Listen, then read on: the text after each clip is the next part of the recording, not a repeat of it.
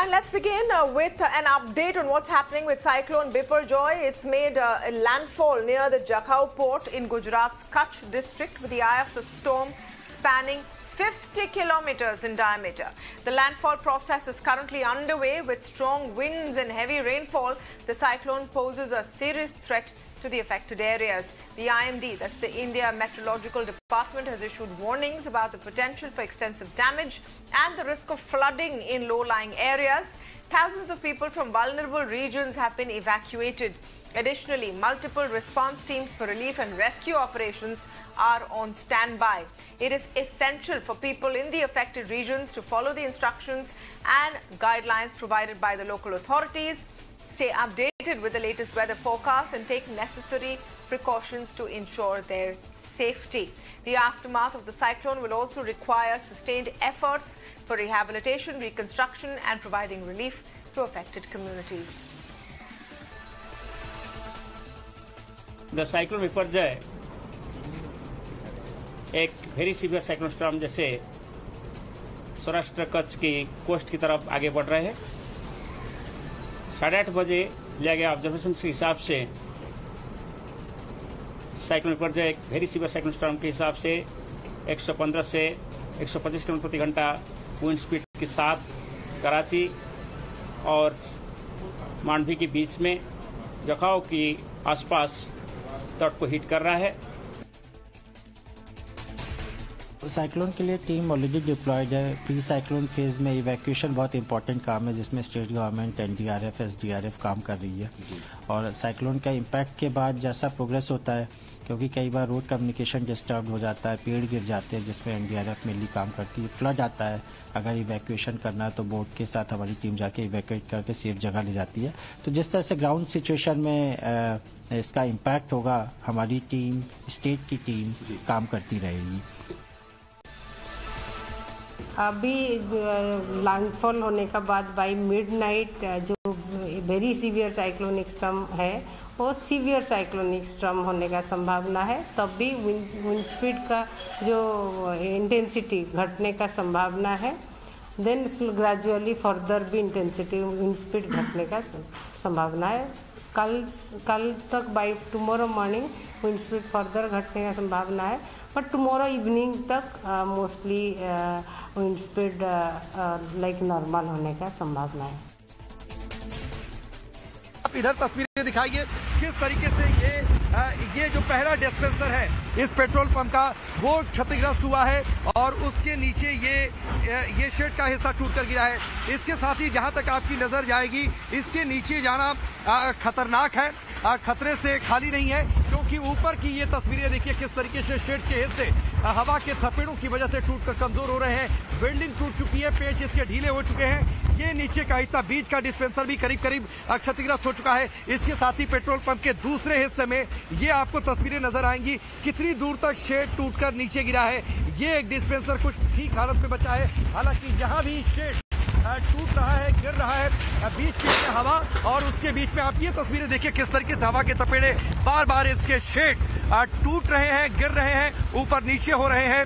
हवाओं की रफ्तार यहाँ पर करीब 90 से 100 किलोमीटर प्रति घंटे की रफ्तार से हवाएं, और कच्छ का ये पूरा इलाका सबसे ज्यादा संवेदनशील। ये अलग बात है कि यहाँ पर जो रिहाइश है लोगों की वो काफी दूर दूर पर है, करीब 15-20 किलोमीटर के आसपास, लेकिन उतनी ज्यादा इस कंडीशन में टफ हो गया एजेंसीज के लिए उन लोगों को इवैक्यूएट करना, उन लोगों को सुरक्षित करना।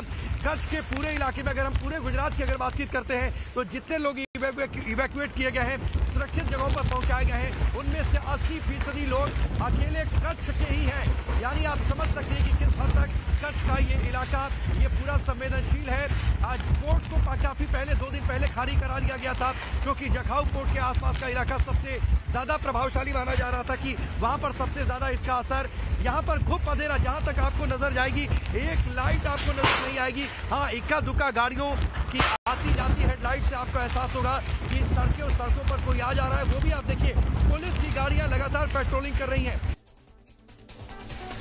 You can't even imagine the kind of destruction which has been caused here outside the Mandvi. We are standing just near to the outside the area of the city area. You see behind me if you're able to see the destruction which has taken place, you know, this is the aftermath of the wind, gustling wind blowing at more than 80 kilometers per hour. That is what the scenes here are outside the city here. But again, the rain has started off as we are talking. Rain has again, thunderstorms has started. The rain has again begun, and this whole of the area has been totally destructed. Behind me, you could see the tea vendor shop, which has been totally decimated by the strong winds. I cannot go further because we have some issues. If I just go further, I'll be losing on my network. So I'm trying to get the glimpse and sense of the situation from standing over here. You can just see what has happened, the total destruction, and the calculation of the loss will be started tomorrow onwards. As you rightly mentioned, the electricity has been cut off in whole of the Mandavi area and whole of the Kutch. That is what we are getting through our sources, just to take preventive actions. The government doesn't want to leave any stone unturned. They want to make sure that the zero casualty plan, which was the aim of the government few days back when they came to know about Biparjoy, they are making sure that the zero casualty plan is taken forward. Up till now, only 3 or 4 of the individuals have been injured. Nothing more has happened, fortunately. So that is a good news up till now.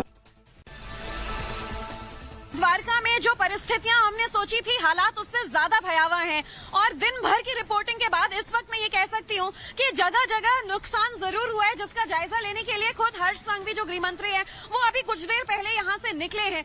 लेकिन अब अगर मैं इस boundary के बाहर जाऊंगी तो हालात बहुत ज्यादा चुनौतीपूर्ण दोबारा हो जाएंगे। इसीलिए जितनी कोशिश हो पा रही है उतनी तस्वीरें हम आप तक पहुंचा रहे हैं। आज लगभग 125 किलोमीटर प्रति घंटे की रफ्तार से यहाँ पर तूफान चला है। ये once in a lifetime experience हमारे लिए भी होगा, कभी ना भूल पाने वाला ये चक्रवात, जिससे हम भी दो चार हो रहे हैं। शाम 4 बजे से यानी कि लैंडफॉल हिट होने के 1 घंटे पहले से हवा की जो रफ्तार है वो तूफानी हो गई। वो इतनी ज्यादा खौफनाक हो गई कि उसके रास्ते में जो भी आया तूफान सबको लेते हुए उड़ता चला गया। द्वारका में जगह जगह बिजली के खंभे जो हैं वो टूटे नीचे सड़क पर गिरे पड़े नजर आएंगे। ऐसे में जो हालात हैं, अगर थोड़ा बहुत आप इन पेड़ों को और इनके वेग को देखें तो समझ पाएंगी कि हालात अभी यहाँ पर ठीक नहीं हुए। IMD का ये कहना है कि लगभग eye of the storm is 50 kilometres, तो 50 किलोमीटर के दायरे से इस तूफान ने एंट्री मारी है और इसके बाद हालात सामान्य होने में कम से कम 5 घंटे का वक्त लगेगा। यानी कि आज पूरी रात खतरे का सामना करना पड़ सकता है।